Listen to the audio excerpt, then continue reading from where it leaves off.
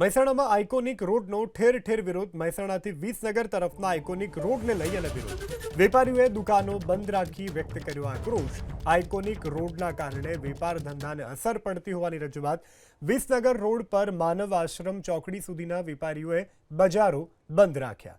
તો નવા બની રહેલા આઇકોનિક બ્રિજનો વિરોધ કરવામાં આવ્યો છે. મહેસાણાથી વિસનગર તરફના આઇકોનિક રોડને લઈ અને વિરોધ.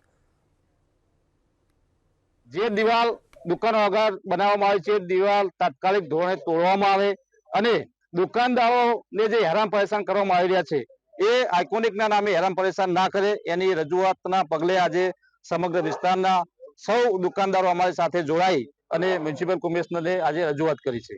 આજે અમે બધાએ દુકાનો બંધ રાખી અને કમિશનરશ્રી અને કલેક્ટરશ્રીને આવેદનપત્ર આપ્યું છે કે અગર એમને એવું લાગતું હોય કે અમે ખોટી ફરિયાદ કરી રહ્યા છીએ તો અમે એમને પેશકશ પણ આપી છે કે તમે પોતે ત્યાં આવો સાંજના સમયે અને ટ્રાફિક જુઓ અને તમે પોતે અનુભવ કરો કે અમારી માંગ ખોટી છે કે સાચી છે, જેના વિરોધમાં અમે લોકોએ દુકાનો પણ આજે બંધ રાખી છે. જે આપણા આઇકોનિક રોડની કામગીરી ચાલુ છે એમાં ત્યાંના સ્થાનિક લોકોની થોડી ઘણી રજૂઆતો હતી કે આપણે જે નંબર ઓફ કટ્સ ઓછા કરી રહ્યા છે અથવા પાર્કિંગ માટે શું પ્રોવિઝન આપવાના છે એ બાબતે ચર્ચા હતી અને ઘણા કોમ્પ્લેક્સીસમાં હજી અંડરગ્રાઉન્ડ જે પાર્કિંગ આપેલું છે એ ખુલ્લું નથી થયેલું એ બાબતે પણ રજૂઆત હતી.